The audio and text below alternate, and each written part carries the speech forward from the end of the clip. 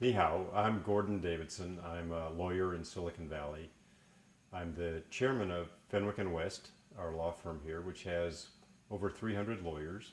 What's current environment for VC and the high-tech companies that seek investment in the United States? Venture capital does drive Silicon Valley. It's something like 60% of all U.S. venture capital is managed from Silicon Valley, and something like 30 to 40% or more is invested actually in Silicon Valley.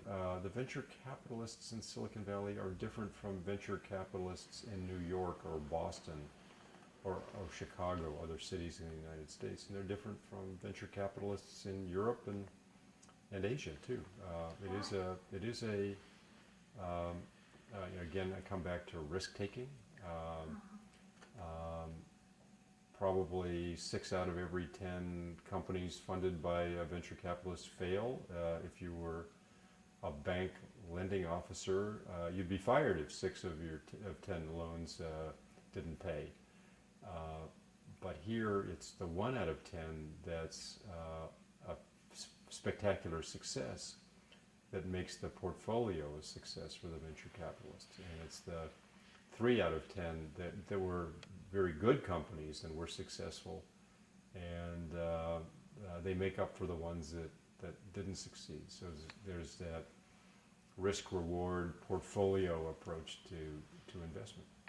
Some people think the product is very important because you first have their own idea, make it just like a product, and then maybe the venture capitalists would like to invest it or help them. Some said that if you have a good idea, just the idea, you will get what you want.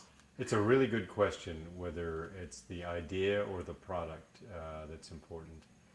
And I think the idea is more important.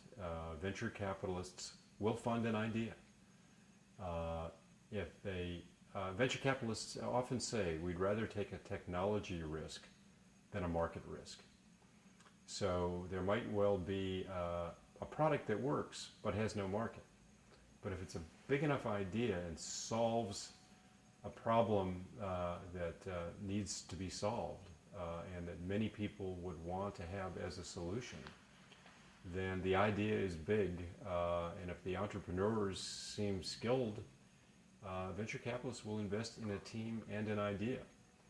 If it seems like it's a very big science project or a very difficult technical problem, sometimes they'll want to see a prototype first, but often the idea is enough. And many of the famous companies you know of started with ideas and not products.